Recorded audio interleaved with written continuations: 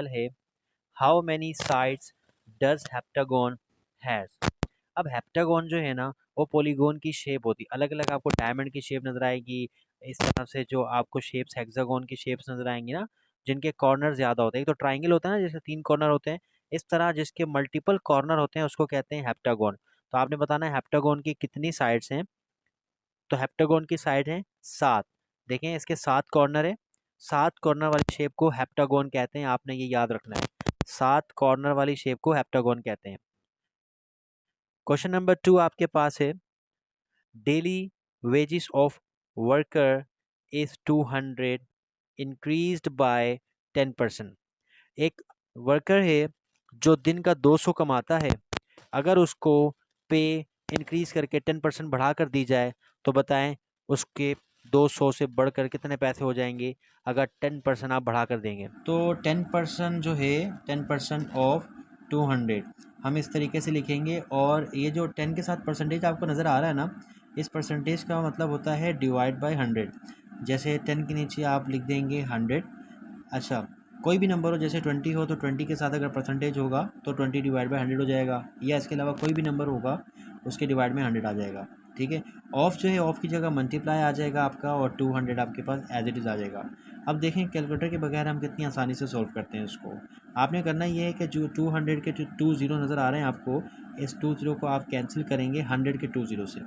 जब ये कैंसिल हो जाएगा तो आपके पास जो है 0 से 0 कैंसिल हो गया, तो आपके पास बच गया 10, 10 मल्टीप्लाई बाय 2, तो आपके पास 10 टू ज़ा 20। तो आपके पास जो वैल्यू इंक्रीज़ होकर बन रही है वो बन रही है 20। ठीक है, जो 10% ऑफ 200 का था वो 20 बन रहा है, और आपके पास जो वेजेस थी 200, और 200 से इंक्रीज़ हो रहा है 10%, तो वो 10% 20 है। दोनों को जब जमा करेंगे तो हमारे पास आएगा 220। तो आपका आंसर है 220। क्वेश्चन नंबर 3 आपके सामने मौजूद है how many sides does hexagon has. इस तरह के सवाल आपके पास आ सकते हैं एग्जाम में, डिफरेंट शेप दी हो, बताया पूछा जाए कि बताएं इसके कितने कॉर्नर होते हैं, शेप ना भी दियो तो नाम लिया जाए, तो बताएं हेक्सागोन में कितने कॉर्नर होते हैं। तो मैं पहले याद कर चुका हूँ कि जिसके मल्टीपल कॉर्नर होंगे उसको हेप्टागोन हेक्सागोन कहेंगे। अब जिसके कॉर्नर जितने होंगे उस हिसाब से उसका नाम होगा। पहले 7 थे तो हेप्टागोन था, अब देखें इसके 6 कॉर्नर हैं, तो 6 कॉर्नर का मतलब होता है कि हेक्सागोन। जिस भी शेप के 6 कॉर्नर 6 साइड होंगी वो आपका हेक्सागोन कहलाएगा। क्वेश्चन नंबर 4 आपके सामने है करंट यूनिट इज़ डैश।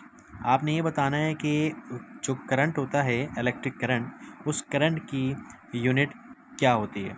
ठीक है, ये आप लोगों ने 9 और 10 क्लास में पढ़ा होगा ना यूनिट।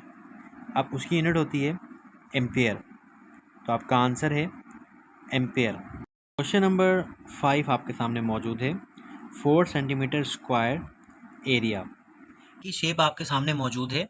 ठीक है, वो कह रहा है कि आपके पास एक स्क्वायर है, स्क्वायर का मतलब होता है जिसकी चारों साइडें बराबर हों। ठीक है, चारों साइडें बराबर होंगी, इसका मतलब ये है अगर आपके पास ये 4 है तो ये भी 4 होगा। ठीक है, इसकी लेंथ और ब्रेथ चारों साइडें बराबर हैं तो ये बराबर होगा।